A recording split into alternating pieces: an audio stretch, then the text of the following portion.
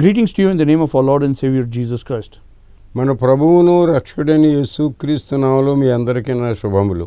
It's a joy to teach you God's word. దేవుని యొక్క వాక్యం మీకు బోధించడం నాకు చాలా ఆనందంగా ఉన్నది.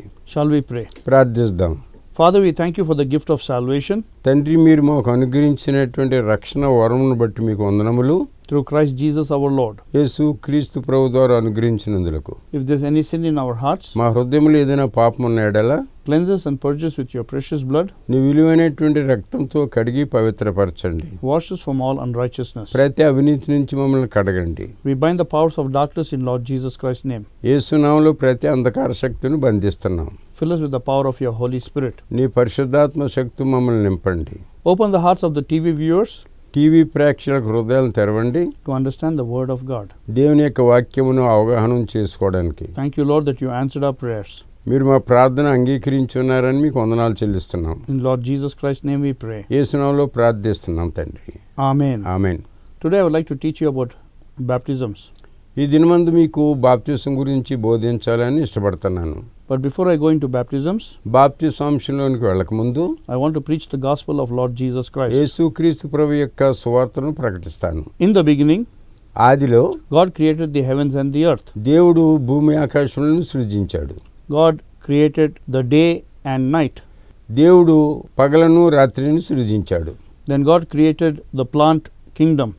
తరువాత వృక్ష ఫలాల్ని సృజించాడు. Then God created the animal kingdom. తర్వాత భూజంతువులను సృజించాడు. Then God created man in his image. తర్వాత దేవుడు మానవ తన రూపంలో సృజించాడు. And the first man was called Adam. మొదటి మానవుడు ఆదామని పిలువబడ్డాడు. And Eve was created out of Adam. Adam నుంచి అవ్వ సృష్టించబడింది. They had the glory of God. వారిలో దేవుని యొక్క మహిమ ఉన్నది. They had the righteousness of God. వారిలో దేవుని యొక్క నీతి ఉన్నది. They were holy. వారు పరిశుద్ధులు.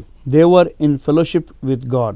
వారు దేవునితో సహవాసం కలిగి ఉన్నారు. God gave them dominion over the entire creation. దేవుడు తన సృష్టి అంతటి మీద వారికి అధికారమును ఇచ్చాడు. And God gave them one particular commandment. వారికి ఒక ప్రత్యేకమైనటువంటి ఆజ్ఞ ఇచ్చాడు. Thou shalt not eat the fruit of the knowledge of good and evil. మీరు మంచి చెడ్డలని జ్ఞానం ఇచ్చేటువంటి ఫలమును మీరు తినకూడదు. The day you touch this fruit, ఏ దినమంది అయితే ఆ ఫలాన్ని మీరు ముడతారో or you eat that fruit, వారు దాన్ని తింటారో you will surely die. మీరు నిశ్చయముగా మరణిస్తారు. The serpent was the most cunning of all the beasts of the field. భూజంతువులన్నిటిలో సర్పము బహు కుయుక్తి కలిగినటువంటిది.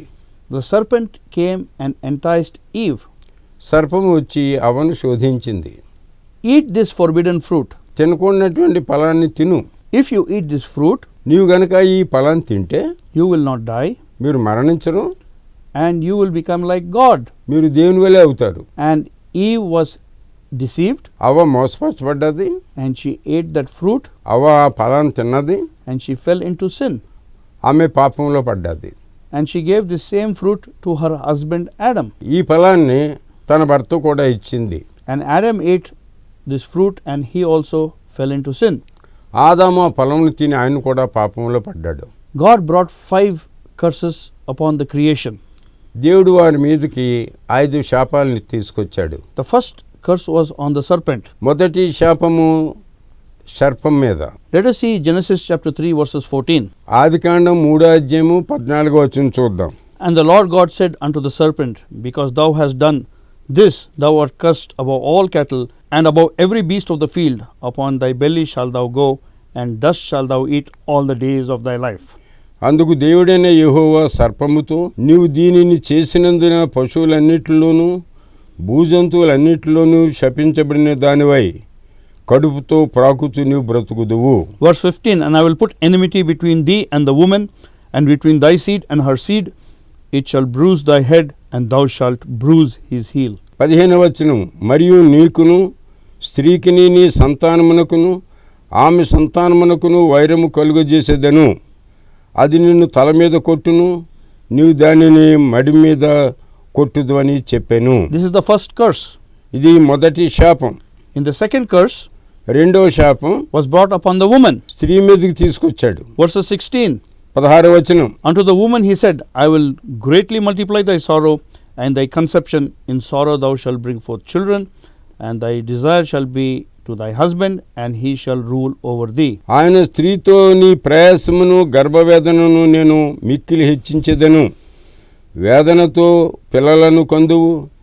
నీ భర్త ఎడల నీకు వాంఛ కలుగును. అతడు నిన్ను ఏలునని చెప్పాను. This is the second curse. అది రెండవ శాపం. The third curse was on the ground. మూడవ శాపము నేలమకు. Verse 17. 17వ వచనం. And unto Adam he said, because thou hast hearkened unto the voice of thy wife, and hast eaten of the tree of which I commanded thee, saying, thou shalt not eat of it, cursed is the ground for thy sake, in sorrow shalt thou eat of it all the days of thy life.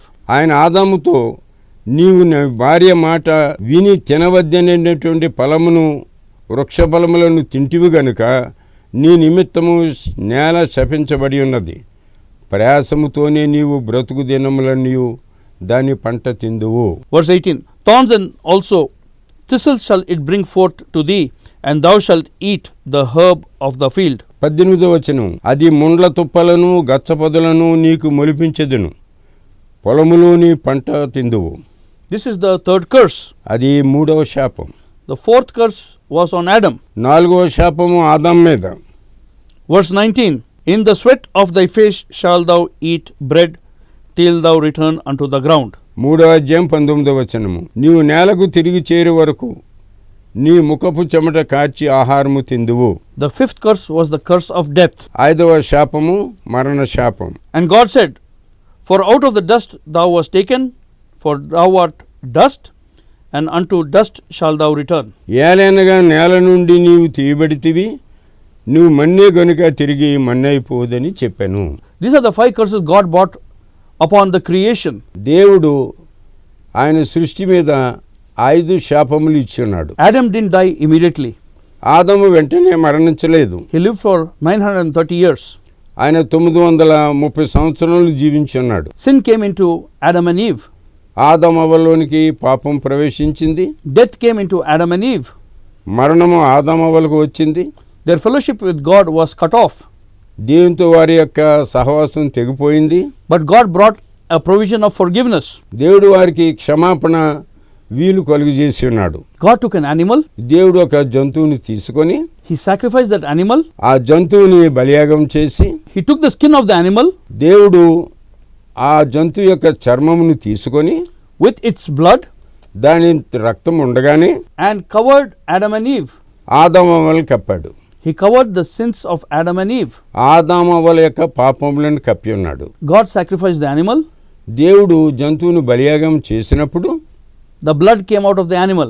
రక్తము ఆ జంతువులోని బయటకు వచ్చింది. The soul which is in the blood రక్తంలో ఉన్నటువంటి ప్రాణం made an atonement for the sins of Adam and Eve. ఆదామవ్వల యొక్క పాపములకు ప్రాయశ్చిత్తం కలుగజేసింది. Let us look into Genesis chapter 3 verses 21. ఆదికాండము 3వ అధ్యాయము 21వ వచనం చూద్దాం. Unto Adam also and to his wife did the Lord God make coats of skins and clothed them. దేవుడైన యెహోవా ఆదామునకును అతని భార్యకును చర్మపు చొక్కాలను చేయించి వారికి తొడిగించెను. How are sins forgiven?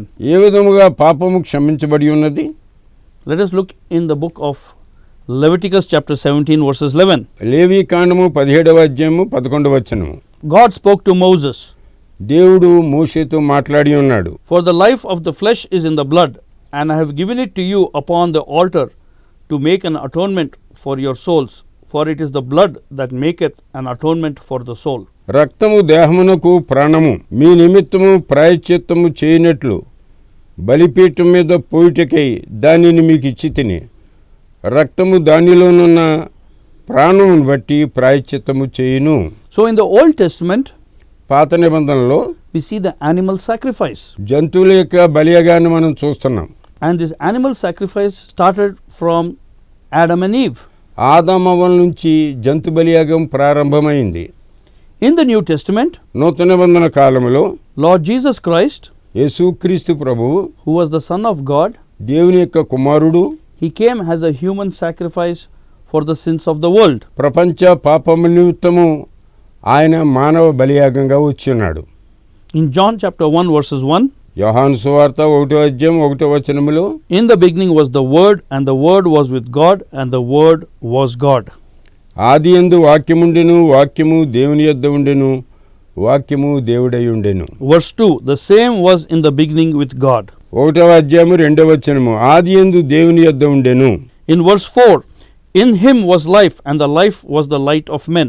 4వ వచనము, ఆయనలో జీవముండెను, ఆ జీవము మనుషులకు వెలుగై ఉండెను. The word of God was in the bosom of the Father. దేవుని యొక్క వాక్యము తండ్రి యొక్క రొమ్మును ఆనుకొని ఉన్నది. And this word was Lord Jesus Christ. ఈ వాక్యము యేసుక్రీస్తు ప్రభువై ఉండెను. Verse 18 it says, no man hath seen God at any time, the only begotten Son, which is in the bosom of the Father, he hath declared him. ఎవడును ఎప్పుడైనను దేవునిని చూడలేదు, తండ్రి రొమ్మును ఆనుకొని ఉన్న అద్వితీయ కుమారుడే ఆయనను బయలుపరచెను. Why was he called begotten Son of God? ఎందుకైనా అద్వితీయ కుమారుడని పిలువబడి ఉన్నాడు? Because he was in the bosom of the Father. ఎందుకంటే తండ్రి యొక్క రొమ్మును ఆనుకొని ఉన్నాడు గనక. He was in the form of the Word. ఆయన వాక్య రూపములో ఉన్నాడు గనక. And in him was their life. ఆయనలో జీవముండెను. Verse 3, all things were made by him, and without him was not anything made that was made. యోహాను సువార్త 1వ అధ్యాయం 3వ వచనము, కలిగి ఉన్నది ఏదియు ఆయన లేకుండా కలుగలేదు. The power of the Holy Spirit came upon Virgin Mary. పరిశుద్ధాత్మ యొక్క శక్తి కన్య అయినటువంటి మరియ మీదకు వచ్చింది. And Lord Jesus was born on this earth. యేసుక్రీస్తు ప్రభువు ఈ భూలోకంలో జన్మించాడు. In Luke chapter 1 verses 35, లూకా సువార్త 1వ అధ్యాయం 35వ వచనం, and the angel answered and said unto her, the Holy Spirit shall come upon thee, and the power of the highest shall overshadow thee.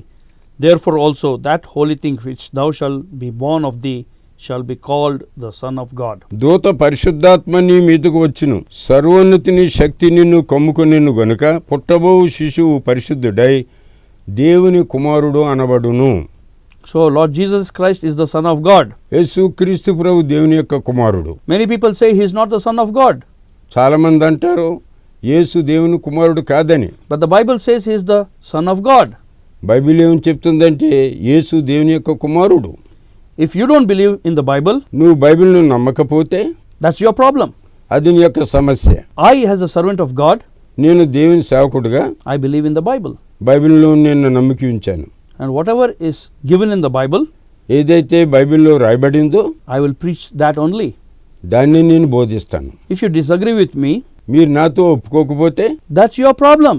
అది మీ సమస్య. If you have doubt about the writings of the Bible, you can ask God to solve your problem. మీకు బైబిల్లో ఉన్నటువంటి అంశములో అనుమానం ఉంటే ఆ అనుమానాన్ని తీర్చడానికి దేవుణ్ణి అడగండి, ఆయన అనుమానం తీరుస్తాడు. John chapter 1 verses 14, and the word was made flesh and dwelt among us, and we beheld his glory, the glory of as the only begotten of the Father, full of grace and truth. యోహాను సువార్త 1వ అధ్యాయం 14వ వచనము, ఆ వాక్యము శరీరధారి అయి కృపాసత్య సంపూర్ణుడిగా మన మధ్య నివసించెను. తండ్రి వలన కలిగిన అద్వితీయ కుమారుని మహిమ వలె మనం ఆయన మహిమను కనుగొంటిమి. When Lord Jesus Christ came to this earth, యేసుక్రీస్తు ప్రభువు ఈ భూలోకానికి వచ్చినప్పుడు he came as the begotten Son of God దేవుని యొక్క అద్వితీయ కుమారుడిగా వచ్చాడు. to become the Son of Man. మానవుని కుమారుడు అవడానికి He had the glory of the Father. తండ్రి యొక్క మహిమను ఆయన కలిగి ఉన్నాడు. He was full of grace and truth. ఆయన కృపా సత్య సంపూర్ణుడిగా వచ్చి ఉన్నాడు. Why did he come to this earth? ఈ భూలోకానికి ఆయనకి ఎందుకు వచ్చి ఉన్నాడు? He came to die on the cross of Calvary. Calvary శిలువలో మరణించడానికి వచ్చి ఉన్నాడు. He was buried. ఆయన పాతిపెట్టబడ్డాడు. On the third day he rose up from the dead. మరణం నుంచి 3వ దినమందు లేచి ఉన్నాడు. And then he ascended into heaven. తర్వాత ఆయన పరలోకమునకు ఆరోహణమయ్యాడు. And he is seated on the right side of the Father. తండ్రి యొక్క కుడిపార్శ్వమందు కూర్చుండి ఉన్నాడు. And he is going to come back in power and glory. అధికారంతోనూ మహిమతోనూ తిరిగి రానై ఉన్నాడు. What did he do on the cross of Calvary? Calvary శిలువలో ఆయన ఏం చేశాడు? He died for our sins. మన పాపముల నిమిత్తం ఆయన మరణించాడు. He shed his precious blood on the cross of Calvary. ఆయన విలువైనటువంటి రక్తమును కల్వరి శిలువలో కార్చాడు. So that we receive the forgiveness of sins. మన పాపములకు క్షమాపణ కలగడానికి తన రక్తాన్ని కార్చి ఉన్నాడు. In Hebrews chapter 9 verses 22, Hebrew పత్రిక 9వ అధ్యాయం 22వ వచనం, without the shedding of blood there is no remission of sins. రక్తము చిందింపబడకుండా పాపక్షమాపణ కలుగుదని సామాన్యముగా చెప్పవచ్చును. Lord Jesus Christ became sin for us, యేసు క్రీస్తు ప్రభు మన పాపముల నిమిత్తము పాపి అయి ఉన్నాడు, so that we might receive the righteousness of God. మనము దేవుని యొక్క నీతిని పొందుటకు గాను. 2 Corinthians 5:21, for he had made him sin to be sin for us who knew no sin, that we might be made the righteousness of God in him. 2 కొరింథీ పత్రిక 5వ అధ్యాయము 20వ వచనము, ఎందుకనగా మనం ఆయన యందు దేవుని నీతి అగునట్లు పాపము ఎరుగని ఆయనను మన కోసము పాపముగా చేసెను. Lord Jesus Christ's sacrifice was a perfect sacrifice. యేసు క్రీస్తు ప్రభు యొక్క బలియాగము పరిపూర్ణమైనటువంటి బలియాగం. When he shed his blood, ఆయన రక్తం కార్చినప్పుడు, the soul which came out of his blood, ఆయన రక్తంలో ఉన్నటువంటి ప్రాణం బయటకు వచ్చినప్పుడు, it made an atonement for the sins of the whole world. యావత్తు ప్రపంచ పాపములకు అది ప్రాయశ్చిత్తం కలుగజేసింది. In Hebrews chapter 10 verses 14, for by one offering he had perfected forever them that are sanctified. Hebrew పత్రిక 10వ అధ్యాయము 14వ వచనము, ఒక్క అర్పణ చేత ఈయన పరిశుద్ధపరచబడ్డ వారిని సదాకాలమునకు సంపూర్ణులుగా చేసి ఉన్నాడు. In Hebrews chapter 10 verses 18, now where remission of sin is there, there is no more offering for sin. Hebrew పత్రిక 10వ అధ్యాయం 18వ వచనములో, వీటి క్షమాపణ ఎక్కడ కలుగునో అక్కడ పాప పరిహారార్థ బలికి ఎన్నడూనూ ఉండదు. When God forgives our sins, దేవుడు మన పాపములకు క్షమించినప్పుడు we are blessed people. మనము ధన్యులము. Romans chapter 4 verses 7, రోమీయులకు రాసిన పత్రిక 4వ అధ్యాయం 7వ వచనములో, blessed are they whose iniquities are forgiven, whose sins are covered. ఎలాగనగా తన అతిక్రమములకు పరిహారము నొందినవాడు, తన పాపమునకు ప్రాయశ్చిత్తము నొందినవాడు ధన్యుడు. Verse 8, blessed is the man to whom the Lord will not impute sin. 8వ వచనములో, ప్రభు చేత నిర్దోషని ఎంచబడినవాడు ధన్యుడు. God wants us to believe and have faith in the sacrifice of Lord Jesus Christ. దేవుడు కోరేటువంటిది ఏమిటంటే యేసు క్రీస్తు ప్రభు యొక్క బలియాగమునందు మనం విశ్వసించాలని. Romans chapter 4 verses 24, రోమీయులకు రాసిన పత్రిక 24వ వచనము, but for us also to whom righteousness shall be imputed if we believe on him that raised up Jesus our Lord from the dead. Verses 25, who was delivered for our offenses and was raised again for our justification. మన ప్రభు అయిన యేసును మృతులలో నుండి లేపిన వాని యందు విశ్వాసం ఉంచిన మనకును ఎంచబడినని మన నిమిత్తము కూడా వ్రాయబడెను. 25వ వచనములో, ఆయన మన అపరాధముల నిమిత్తము అప్పగింపబడి మనం నీతిమంతులుగా తీర్చబడుటకై లేపబడెను. So how can you become righteous? ఈ విధంగా నీవు నీతిమంతుడిగా తీర్చబడతావు By believing in Lord Jesus Christ, యేసు క్రీస్తు ప్రభునందు విశ్వాసం ఉంచుట ద్వారా, in his death, burial and resurrection, ఆయన యొక్క మరణ భూస్థాపన పునరుద్ధానములందు నమ్మిక ఉంచినప్పుడు, in his blood sacrifice, ఆయన రక్తబలియాగం నందు నమ్మిక ఉంచినప్పుడు, and that's how you receive the righteousness of God. ఆ విధంగా దేవుని యొక్క నీతిని నువ్వు పొందగలవు. What does Mark 16:16 say? Mark సువార్త 16:16 ఏమని చెప్తున్నాడు? He that believeth in the gospel and is baptized shall be saved, but he that believeth not in the gospel shall be damned. సువార్త యందు నమ్మిక ఉంచి బాప్తిసం పొందినవాడు రక్షించబడును, నమ్మని వాళ్ళకి శిక్ష విధింపబడును. In Matthew chapter 28 verses 19 and 20, Lord Jesus Christ told his disciples, go ye therefore and teach all nations, make disciples, baptizing them in the name of the Father and of the Son and of the Holy Ghost, teaching them to observe all things whatsoever I have commanded you, and lo, I will be with you to the ends of the earth. మత్తయి సువార్త 28, 19, 20 వచనముల్లో, కాబట్టి మీరు వెళ్ళి సమస్త జనులను శిష్యులుగా చేయుడి, తండ్రి యొక్కయు కుమారుని యొక్కయు పరిశుద్ధాత్మ యొక్కయు నామములోనికి వారికి బాప్తిసమియ్యుడి. నేను మీకు ఏ ఏ సంగతులను ఆజ్ఞాపించుతునో వాటినన్నిటినీ గైకొనవలనని వారికి బోధించుడి. ఇదిగో యుగ సమాప్తి వరకు సదాకాలము మీతో కూడా ఉన్నానని వారితో చెప్పాను. So Lord Jesus told his disciples, యేసు తన శిష్యులకు చెప్పాడు, go and preach the gospel of Lord Jesus Christ, మీరు వెళ్ళి యేసు క్రీస్తు ప్రభు యొక్క సువార్తను ప్రకటించండి, make disciples, వారిని శిష్యులుగా తయారు చేయండి, baptize them in the name of the Father, Son and the Holy Spirit. తండ్రి కుమార పరిశుద్ధాత్మ నామములో వారికి బాప్తిసాలు ఇవ్వండి. Teach them to observe whatever I have commanded you.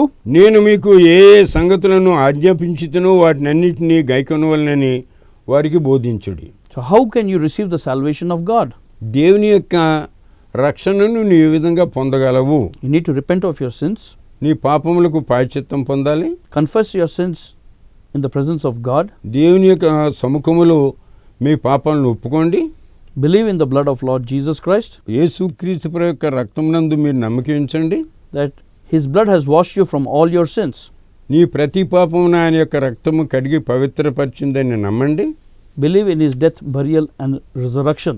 ఆయన యొక్క మరణ భూస్థాపన పునరుద్ధానములందు నమ్మండి. Believe in His ascension and enthronement in heaven. ఆయన పరలోకమునకు ఆరోహణమై తండ్రి కుడిపార్శ్వమునందు కూర్చుంటున్నాడని నమ్మండి. And take the waters of baptism. అప్పుడు మీరు నీళ్ళ బాప్తిసం తీసుకోండి. When you confess with your mouth that He is the Lord, నీ నోటితో యేసుక్రీస్తు ప్రభు అని నువ్వు ఒప్పుకుంటావా? and when you believe that He rose up from the dead, ఆయన మరణం నుంచి తిరిగి లేచి ఉన్నాడని నువ్వు నమ్ముతావా? you are saved నువ్వు రక్షించబడతావు. and you receive the righteousness of God. దేవుని యొక్క నీతిని నువ్వు పొందుతావు. Today is the day that you can give your life to Lord Jesus Christ. ఈ దినం మంచి దినము. నీ జీవితాన్ని ప్రభువైనటువంటి యేసునకు సమర్పించుకో. Your sins will be forgiven. నీ పాపములు క్షమించబడతాయి. You will enter into a relationship with God. దేవునితో నీవు సంబంధం కలిగి ఉంటావు. Your joy will be full. నీ సంతోషం పరిపూర్ణమవుతుంది. Today I would like to speak to you about baptisms, ఈ దినమందు బాప్తిసం గురించి మీకు బోధిస్తాను. especially about Christian baptism. మరి ముఖ్యంగా క్రైస్తవ బాప్తిసం గురించి. In Romans chapter 6, రోమాపత్రిక 6వ అధ్యాయం Paul speaks about the cross. పౌలు సిలువను గురించి చెప్తున్నాడు. Paul also speaks in the first few verses about baptism. పౌలు 6వ అధ్యాయంలో బాప్తిసం గురించి చెప్తున్నాడు. In Christian baptism, క్రైస్తవ బాప్తిసంలో first we need to believe in Lord Jesus Christ, మొట్టమొదటిగా యేసుక్రీస్తు ప్రభువునందు మనం నమ్మకం ఉంచాలి. receive Him as our personal Savior. ఆయనను మన స్వకీయ రక్షకుడిగా అంగీకరించాలి. There are many truths about the cross. సిలువ గురించి అనేకమైనటువంటి సత్యములు ఉన్నవి. Many Christians do not know about these truths. చాలా మంది క్రైస్తవులకి ఈ సత్యాలు తెలియదు. Let us see what is written in Romans chapter 6 verses 6. రోమాపత్రిక 6వ అధ్యాయం 6వ వచనంలో ఏమి రాస్తుందో చూద్దాం. ఏలైనగా మనం ఇకను పాపమునకు దాసులము కాకుండుటకు పాప శరీరము నిరర్ధకమగునట్లు మన ప్రాచీన స్వభావము ఆయనతో కూడా సిలువ వేయబడి ఉన్నదని ఎరుగుదుము. Now Paul is saying that we need to know that when we have accepted Lord Jesus Christ as our personal Savior, పౌలు భక్తుడు మనం యేసును స్వకీయ రక్షకుడిగా అంగీకరించిన తర్వాత మనము ఏమి తెలుసుకోవాల్సి ఉన్నదంటే that we have died with Lord Jesus Christ on the cross. యేసు క్రీస్తు ప్రభుతో మనము కూడా సిలువలో సిలువ వేయబడి ఉన్నాము. Our corrupted nature has been crucified with Lord Jesus Christ. మలినమైనటువంటి మన యొక్క స్వభావము యేసు క్రీస్తు ప్రభుతో సిలువ వేయబడి ఉన్నది. And that is what Paul is saying that we should know. అదే పౌలు భక్తుడు చెప్తున్నాడు, మనం తెలుసుకోవాల్సినటువంటి విషయం అది. The corrupted nature of man cannot be washed with the blood of Lord Jesus Christ. యేసు క్రీస్తు ప్రభు యొక్క రక్తంతో మన మలినమైనటువంటి స్వభావము కడగబడదు. Our sins will be forgiven. పాపములు క్షమించబడతాయి. If our corrupted nature dies, మన పాప శరీరం మరణిస్తే it has to be buried. అది పాతి పెట్టబడాలి. Then only it will become ineffective. అప్పుడే దీన్ని నిరర్ధకమవుతుంది. If the corrupted nature does not die, ఈ పాప శరీరం మరణించకపోతే we will still be in our sins. మనం ఇంకనూ పాపములు ఉండేవారము. To come out of sin, పాపం నుంచి బయటపడుటకు our sinful nature has to die on the cross of Calvary. మన పాప శరీరము కల్వరి శిలువలో మరణించవలసినది. When Lord Jesus Christ died on the cross of Calvary, Yesu Calvary శిలువలో మరణించినప్పుడు He was buried. ఆయన పాతిపెట్టబడ్డాడు. When our sinful nature has died on the cross of Calvary, మన పాప శరీరము శిలువలో మరణించినప్పుడు we have to bury it. మనం పాతిపెట్టబడాలి. And when Lord Jesus rose up from the dead, యేసు మరణం నుంచి తిరిగి లేచినప్పుడు He rose up with a new body. నూతన శరీరంతో ఆయన తిరిగి లేచాడు. He rose up with a glorified body. మహిమగలైనటువంటి శరీరంతో లేబడ్డాడు. He rose up from the dead by the power of the Holy Spirit. పరిశుద్ధాత్మ శక్తితో మరణం నుంచి ఆయన తిరిగి లేచాడు.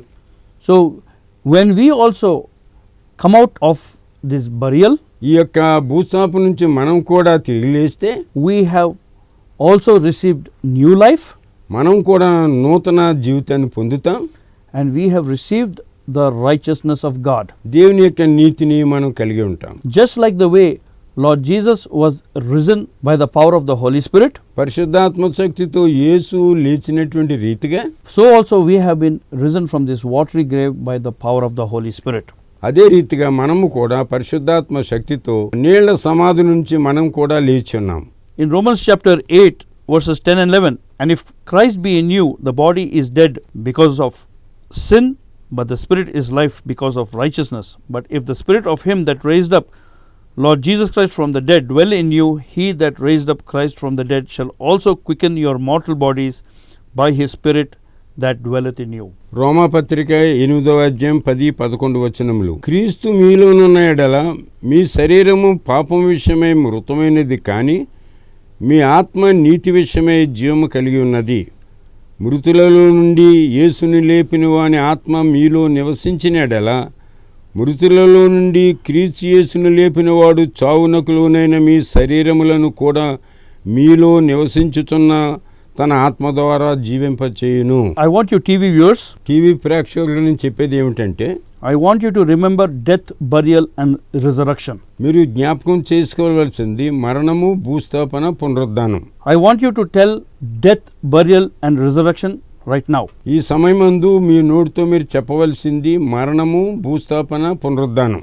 Death to sin, పాపమునకు మరణం, death to old life, పాత జీవితానికి మరణం, resurrection to new life, పునరుద్ధానం ద్వారా నీకు కొత్త జీవితం, and resurrection to the righteousness of God. దేవుని యొక్క నీతికి పునరుద్ధానం. How can you receive this?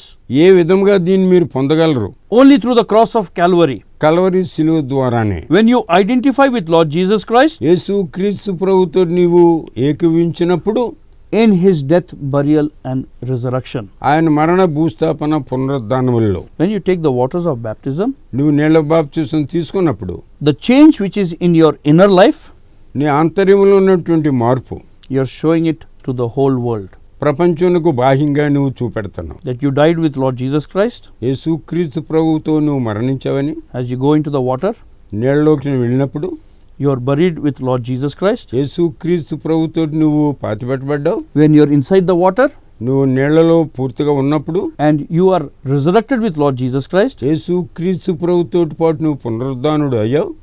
When you come out of the water. నీళ్ళలోంచి బయటకు వచ్చినప్పుడు. Now remember, ఇప్పుడు మీరు జ్ఞాపకం చేసుకోండి, by faith, విశ్వాసము ద్వారా you are dead to sin. పాపమునకు చనిపోయి ఉన్నావు. Romans 6:7. 6వ అధ్యాయం రోమీయుల పత్రిక 7వ వచనములు. Sin has no power over you. పాపమునకు నీ మీద అధికారము లేదు. In Romans chapter 6 verses 11. 6వ అధ్యాయం రోమపత్రిక 11వ వచనము.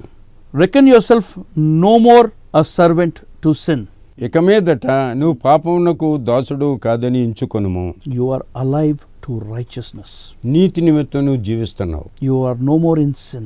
ఇక మీదట నువ్వు పాపంలో లేవు. The grace of God is upon you. దేవుని యొక్క కృప నీ మీద ఉన్నది. You are not under law. నువ్వు ధర్మశాస్త్రం కింద లేవు. I want to speak more about the work of the cross and waters of baptism in the coming TV sessions. వచ్చేటువంటి టీ అంశముల్లో సిలువను గూర్చి, బాప్తిసం గురించి మరి ఎక్కువగా బోధిస్తా. May God bless his precious word. విలువైనటువంటి వాక్యమును దేవుడు దీవించునుగాక. I get a lot of phones from the TV viewers TV ప్రేక్షకుల నుంచి చాలామంది నాకు ఫోన్ చేస్తున్నారు, asking for healing. స్వస్థత కొరకు ప్రార్థించమని. Maybe because I'm a doctor, they ask me for prayer for healing. నేను డాక్టర్ అనేందున స్వస్థత కొరకు ప్రార్థించమంటున్నారేమో. But I am going to pray for you to be healed in the name of Lord Jesus Christ. అయితే నేను యేసు నామములో మీ స్వస్థత కొరకు ప్రార్థిస్తాను. So close your eyes. మీ కళ్ళు మూసుకోండి, And I'm going to pray for you. మీ కొరకు ప్రార్థిస్తాను. And if you have faith in Lord Jesus Christ యేసునందు మీకు విశ్వాసం ఉంటే, and in his name, ఆయన యొక్క నామములో విశ్వాసం ఉంటే you will be healed. మీరు తప్పకుండా స్వస్థత పొందుతారు. I will pray that the powers of witchcraft will be broken. మీకున్నటువంటి చేతిబడిలో శక్తి నుంచి విడుదల పొందడానికి ప్రార్థిస్తాను. Close your eyes. కళ్ళు మూసుకోండి. Hallelujah, hallelujah. Thank you Lord Jesus Christ. వందనాలు చెల్లిస్తున్నాం ప్రభా. ఎంత గొప్ప దేవుడు ప్రభా, దయాళుడు, కరుణామయుడు ప్రభా. ప్రభా, మమ్మల్ని రక్షించితివి స్తోత్రం ప్రభా, మీ రక్తం ఇచ్చి మమ్మల్ని విమోచించితివి స్తోత్రం. వందనాలు చెల్లిస్తున్నాం ప్రభు యేసుక్రీస్తు. ప్రభా, మీ బిడ్డల కొరకు ప్రత్యేకంగా ప్రార్థిస్తున్నాను ప్రభా. ఎవరైనా అనారోగ్యంగా ఉంటే నజరైన ప్రభు యేసుక్రీస్తు నామంలో సాతాను శక్తులు బంధించి నేను వెలగొడుతున్నాను ప్రభా ఇప్పుడే ప్రభా. అవును ప్రభా, మీ ఆత్మతో నింపి మీ బిడ్డల్ని స్వస్థపరచండి ప్రభా. మీ రక్తంతో కడిగి వాళ్ళని పవిత్రపరచము. ఏదైనా చేతుబడి శక్తుల నుంచి నజరైన ప్రభు యేసుక్రీస్తు నామంలో ఆ చేతుబడి శక్తులను నిర్మూలము చేస్తున్నాను ప్రభా. మీ ఆత్మతో నింపి ప్రభా మీ బిడ్డల్ని విడుదల చేయండి చేతుబడి శక్తుల నుండి ప్రభా. దయ చూపి కనుకరించుము ప్రభా. మీరు నమ్మదగిన దేవుడు ప్రభా. మీ పేరట మేము ప్రార్థన చేసిన ప్రభా మమ్మల్ని రక్షించుతావు ప్రభా. నేను నమ్ముచున్నాను ప్రభా. మీ ఆత్మతో నింపండి ప్రభా. దయ చూపి కనుకరించుము ప్రభా. వందనాలు చెల్లిస్తున్నాను. I pray Lord Jesus Christ for the people who are suffering. In the mighty name of Lord Jesus Christ, I break the powers of darkness in Lord Jesus Christ. I break the powers of witchcraft in the name of Lord Jesus Christ and the power of your Holy Spirit. I break every sickness and bind every sickness and demonic struggles and tear them down and expel them out in the name of Lord Jesus Christ and the power of your Holy Spirit. Wash your children with the precious blood of Lord Jesus Christ. Fill us with the power of your Holy Spirit. వందనాలు చెల్లిస్తున్నాం. You heard our prayer. I give you the glory, honor and praise. వందనాలు చెల్లిస్తున్నాం. నజరైన ప్రభు యేసుక్రీస్తు నామంలో నేను ప్రార్థిస్తున్నాను ప్రభువా. ఆమేన్.